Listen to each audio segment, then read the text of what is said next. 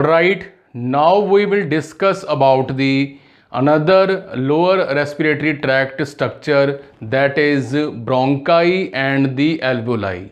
तो सबसे पहले हम ब्रोंकाई के बारे में जो है लेक्चर में डिस्कस करेंगे, that basically what is bronchi. तो जैसे ही ट्रैकिया हमारे थोरेसिक कैविटी में एंटर करती है तो ये प्राइमरी एंड सेकेंडरी और टर्शरी ब्रोंकाई में डिवाइड हो जाती है. तो बेसिकली जो हमारी राइट ब्रोंकाई है, राइट ब्रोंकस है, ये ज़्यादा वाइड है, चौड़ी है as compare to the left we can say bronchus. तो इसी रीज़न के कारण जो राइट ब्रोंकस है इसमें फॉरेन बॉडी का जो है हमारा एंट्री है, फॉरेन बॉडी एस्पिरेशन है, वो ज़्यादा क्लिनिकल केसेस में देखने को मिलता है. राइट, समझ गए हो बात. तो यहाँ पे हम डिस्कस करेंगे ब्रोंकाई. ब्रोंकाई क्या है? Trachea divides into the lower main two primary bronchi, जिसमें एक है राइट ब्रोंकाई एंड एक है हमारी लेफ्ट ब्रोंकाई. ठीक है जी. लेफ्ट ब्रोंकस जो है वो 5 सेंटीमीटर लॉन्ग है. अगर हम लेफ्ट की बात करें, left bronchus is of only 5 centimetre. 5 centimetre जो है लेंथ है. और जो हमारी राइट वाली ब्रोंकस है जो वाइड भी है ज़्यादा, इसकी लेंथ है नियर अबाउट इसकी हाफ, यानी कि 2.5 सेंटीमीटर. 2.5 सेंटीमीटर जो इसकी लेंथ है. और जैसे ही ये ब्रोंकस हमारे लंग्स में एंटर करती हैं हाइलम के थ्रू, तो ये वो स्ट्रक्चर है, कनकेव स्ट्रक्चर, वो छेद, वो होल जिसके थ्रू सारी जो स्ट्रक्चर्स हैं लंग्स में एंटर करती हैं. इस पॉइंट को बोला जाता है हाइलम. हाइलम वर्ड हमने स्प्लीन में भी पढ़ा था. ठीक है जी. तो लंग्स में जो स्ट्रक्चर हैं वो एक होल के थ्रू एंटर करती हैं, बाहर निकलती हैं, इनको बोलते हैं हाइलम. तो लंग्स में हाइलम के थ्रू लेफ्ट एंड राइट हमारी जो ब्रोंकस है वो एंटर करती है. तो राइट ब्रोंकस जो है 2.5 सेंटीमीटर एंड हमारी जो that is left bronchus is about 5 centimetre. 5 centimetre में जो है यहाँ पे प्रेजेंट है. जैसे ही ये लंग के फेफड़ों के हमारे सबस्टांस, यानी जो पदार्थ है जिसके लंग्स बने हुए हैं, सबस्टांस बोला जाता है उसको, सबस्टांस में एंटर करती हैं, they are divided into 2 right and left हमारे ब्रोंकाई. तो स्ट्रक्चर में जो ब्रोंकाई हैं आप यहाँ पे देख सकते हैं. स्ट्रक्चर में जो ब्रोंकाई हैं बेसिकली दे रिजेंबल इनकी शक्ल जो है, स्ट्रक्चर जो है वो मिलती है ट्रैकिया के साथ. ट्रैकिया में भी तो ऐसे ही रिंग्स थे, सी शेप कार्टिलेज थे. तो ट्रैकिया के साथ जो इसकी रिंग्स हैं, इनकम्प्लीट कार्टिलेजिनस रिंग्स हैं, ये वाली ब्लू कलर की हमने जो रिंग्स बनाई हुई हैं ये ट्रैकिया की तरह ही हैं. जैसे कि आप देख सकते हैं यहाँ पे ट्रैकिया में भी सी कार्टिलेजिनस रिंग है, यहाँ पे भी कार्टिलेजिनस रिंग है, यहाँ पे भी कार्टिलेजिनस रिंग जो है वो प्रेजेंट है. ये भी इनकम्प्लीट है. और जब हम इसकी इनर स्ट्रक्चर की बात करते हैं तो यहाँ पे भी सिलिएटेड कॉलमनर एपिथेलियम है जो कि म्यूकस भी बना रहा है, प्लस हमारा सीलिया भी इसमें प्रेजेंट है. सिलिएटेड कॉलमनर एपिथेलियम जो हैं हमारी primary bronchi, secondary bronchi, tertiary bronchi में प्रेजेंट हैं, जो कि अपवर्ड मूवमेंट करते हुए डस्ट पार्टिकल्स, पॉलन पार्टिकल्स को ऊपर की तरफ जो है मूव करते हैं.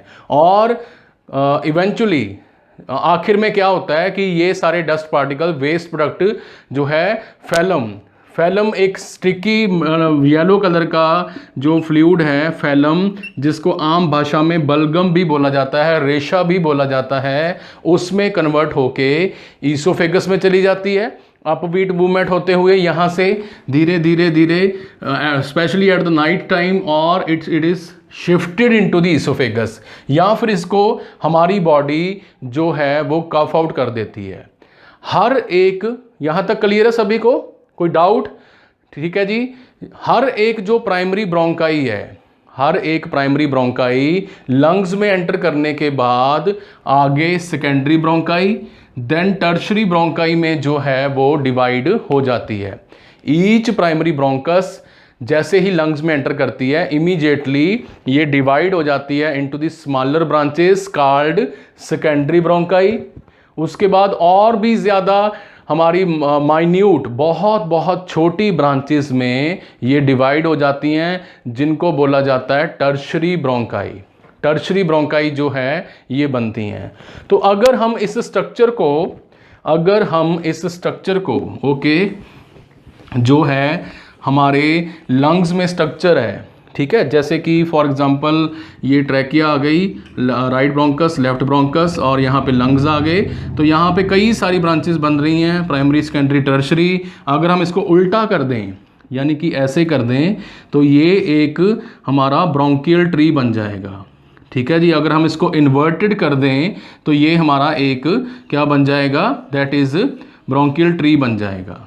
बनना भी चाहिए, क्योंकि एयर एक्सचेंज होने के लिए, एयर को इतना टाइम देने के लिए कि वो हर एक आरबीसी, हर एक ब्लड के ड्रॉप के साथ, एमएल के साथ कांटेक्ट में आए।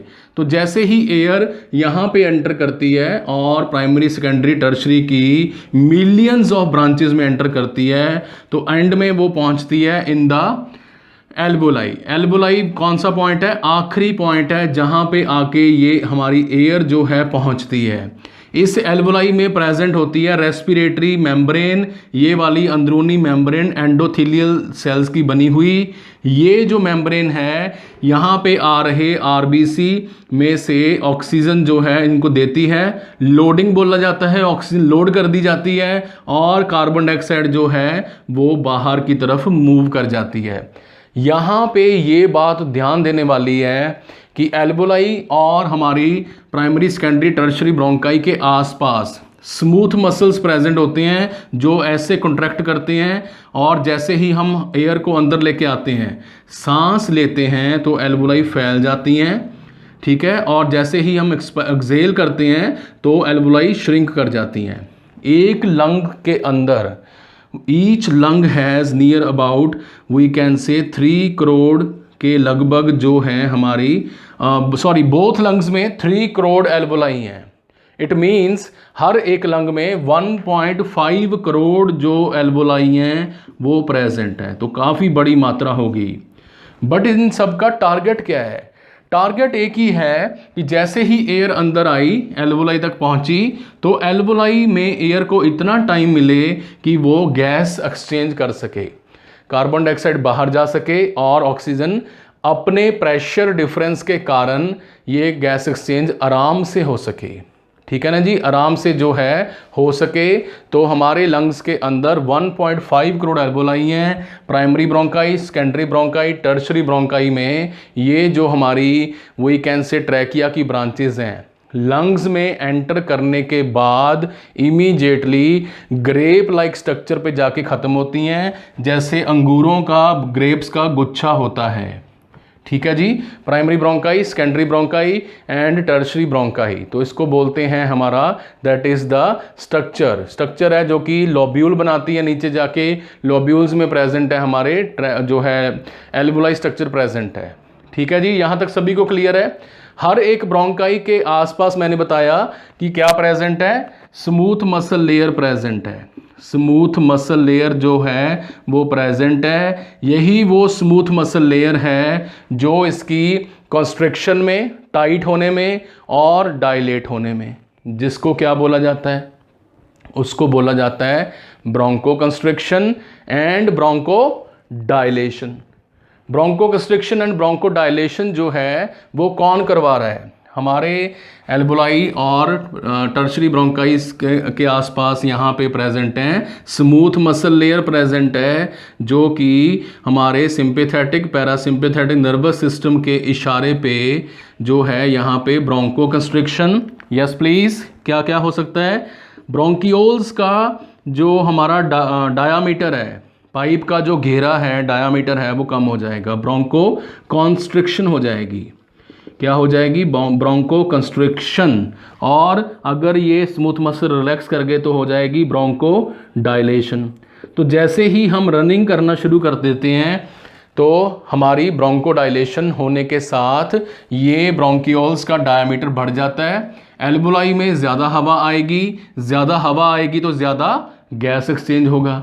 बट जैसे ही हम रेस्ट पोजीशन में आ जाते हैं, अब हमने रनिंग करना बंद कर दिया, तो ये जो हमारे स्मूथ मसल हैं रिलैक्स कर जाते हैं, हमारी ब्रोंकाई का डायमीटर एक बार फिर कम हो जाता है और एयर का आना भी अंदर काफ़ी हद तक कम जो है वो हो जाता है। यहाँ तक सभी को क्लियर है? ठीक है जी। और इसमें जो हमारी एपिथेलियल लाइनिंग है, सिलिएटेड एपिथेलियल लाइनिंग, ये जो है हमारे अपना प्राइमरी, सेकेंडरी, टर्शरी ब्रोंकाई में प्रेजेंट है, जो कि क्या कर रही है, सीलिया जो है म्यूकस बनाते हुए डस्ट एंड पॉलन्स को कैप्चर करने का काम जो है वो करती है। जब हम बात करते हैं इसके blood supply and nerve supply के बारे में, when we talk about its blood supply and nerve supply, ठीक है जी, तो ये भी तो बेचारे ऑर्गन्स हैं, इनको हम कैसे इग्नोर कर सकते हैं? ठीक है, कैसे इग्नोर कर सकते हैं कि यहाँ पे इनको ब्लड सप्लाई नहीं मिलती होगी।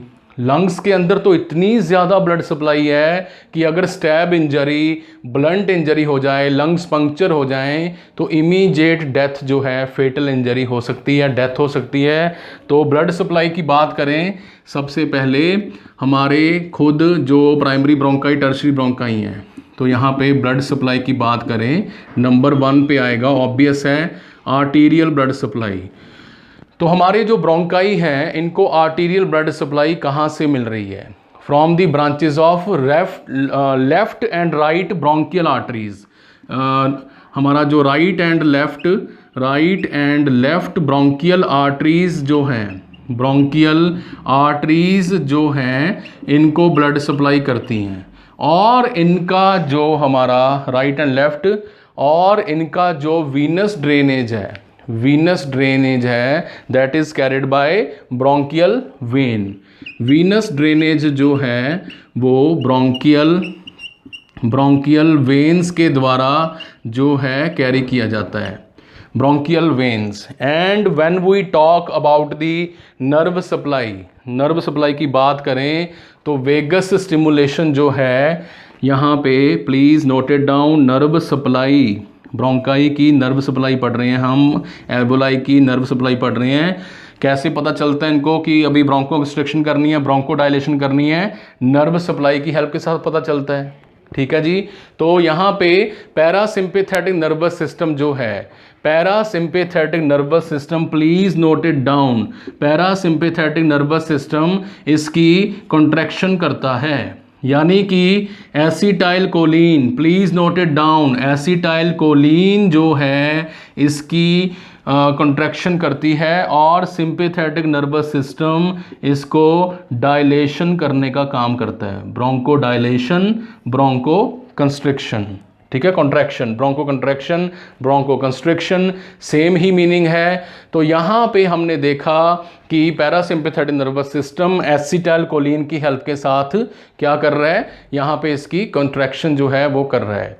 और इसका जो हमारी primary, secondary and tertiary bronchi हैं, ठीक है, ट्रैकिया में डिवाइड होने के बाद primary bronchi, secondary bronchi, tertiary bronchi जो हैं, इनका लिम्फेटिक सप्लाई जो है, लिम्फ जो सप्लाई है वो ब्रोंकियल ट्री के साथ, ब्रोंकियल ट्री पूरे लंग्स में प्रेजेंट है, तो हमारी राइट जो लिम्फेटिक डक्ट हैं वही इसको कैरी करती हैं। राइट लिम्फेटिक डक्ट्स जो हैं हमारे लिम्फ फ्लूइड को जो है वो कैरी करती हैं। So what did we see that हमारी जो ट्रैकिया है, जैसे ही लंग्स के हाइलम के अंदर एंटर करती है, वो इमीडिएटली डिवाइड हो जाती है, primary bronchi, secondary bronchi, tertiary bronchi. Tertiary bronchi के एंड पे प्रेजेंट हैं सैक्स प्रेजेंट हैं, SACS, सैक्स जो हैं, पाउच लाइक स्ट्रक्चर प्रेजेंट हैं, कॉल्ड एल्वोलाई। एल्वोलाई में स्पेशल अरेंजमेंट है जिसके बारे में हम रेस्पिरेटरी गैस एक्सचेंज में पढ़ेंगे, फिजियोलॉजी में पढ़ेंगे। वो है हमारी रेस्पिरेटरी मेम्ब्रेन, जिसके थ्रू RBC आ रहे हैं। यहाँ पे ब्लू कलर की पल्मोनरी आर्टरी जो है आ रही है, इस आर्टरी में प्रेजेंट है हमारा डीऑक्सीजनेटेड ब्लड, और ये ब्लू कलर का डीऑक्सीजनेटेड ब्लड यहाँ पे CO2 छोड़ जाता है, ऑक्सीजन ले जाता है। ऑक्सीजन लेके ये वाली पल्मोनरी वेन जो है हार्ट में चली जाती है। तो 3 करोड़ एल्वोलाई लंग्स में यही काम कर रही हैं, गैस एक्सचेंज का ही काम कर रही हैं। हाँ जी, सभी को क्लियर है यहाँ तक? Anybody having any doubt till now? और ये गैस एक्सचेंज जाते जाते बता दूं, प्रेशर डिफरेंस, कंसंट्रेशन ग्रेडियंट के कारण डिफ्यूजन जो है यहाँ पे होती है, बट उसमें कई सारे और भी फैक्टर्स जो हैं इंपॉर्टेंट रोल प्ले करते हैं। So this was all about the lower respiratory tract structure, bronchi, and very simple discussion about the alveoli. In the next video we will discuss about the alveoli in detail and surfactant along with lungs and physiology of the respiratory system. So stay with us, keep subscribing, keep sharing, and don't forget to press the bell icon and like button also. So thank you for watching.